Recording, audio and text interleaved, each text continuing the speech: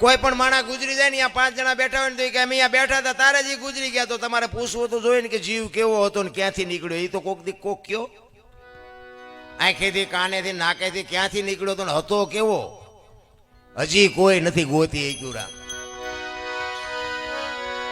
ઈશ્વરની જે બાપુ રચના છે ને એમાં તમારા ને મારા બુદ્ધિના ગાળિયા આપણે ગમે એવા થાય ને તો પતે એવું નથી.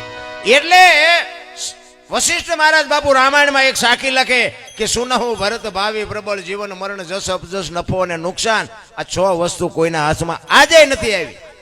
અને આવડી આ સાખી તુલસીદાસ બાપુ રામાયણમાં લખે કે રામ વનમાં ગયા અને ભરત જ્યારે રુદન કરે મોસાળમાંથી આવી અને ગુરુ મહારાજ પાસે રોવે છે. અને વશિષ્ઠ બાપુ અયોધ્યાના રાજગુરુ ઈ કહે છે કે ભરત, જીવન મરણ જસ અપજસ નફો ને નુકસાન કોઈના હાથની વાત નથી. હું વશિષ્ઠ જેવો મહાપુરુષ અને મેં હાજે નક્કી કર્યું હતું ખબર રામને ગાદીએ બેહાડવાના 12 કલાકની રાત જઈતા ચકડું ફરી ગયું. આ વિધિના ખેલ છે. અને આ તુલસીદાસ બાપુ આમાં લખે અને ઈ એમાં એનું વર્ણન કરે કે આમાં નફો કોને, નુકસાન કોને, જીવન કોને, મરણ કોને, જહ કોને, અબજ કોને.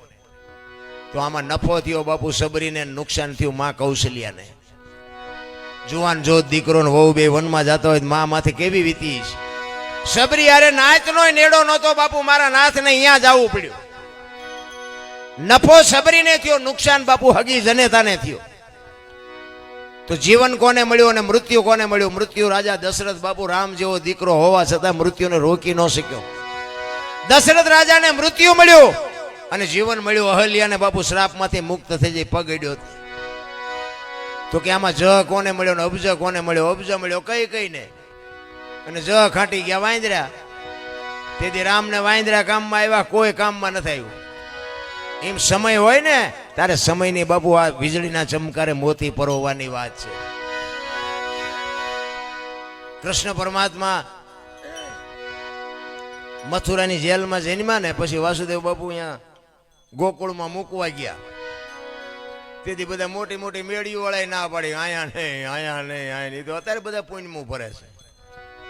તેથી કોઈ નથી કીધું. એ બાપુ એક નંદ બાવાના નેહડે આહિરનો દીકરો એમ કહેતો હોય કે ભાઈ આવો બાપ વિયાવો, હવે જે ઠાકર કરે એ સાચું, એના નામ રે. બાકી કંસની બીકે બાપુ કોઈએ ન કીધું કે અમારા ઘરમાં વિયા હોય. એટલે આ તો બધી સ્વાર્થની ભક્તિ છે. મનમાં આવે કરવાની, હાકડીમાં આવ્યા પછી હનુમાન ચાલીસા ચાલુ કરવાની, એના જેવું છે આ બધું.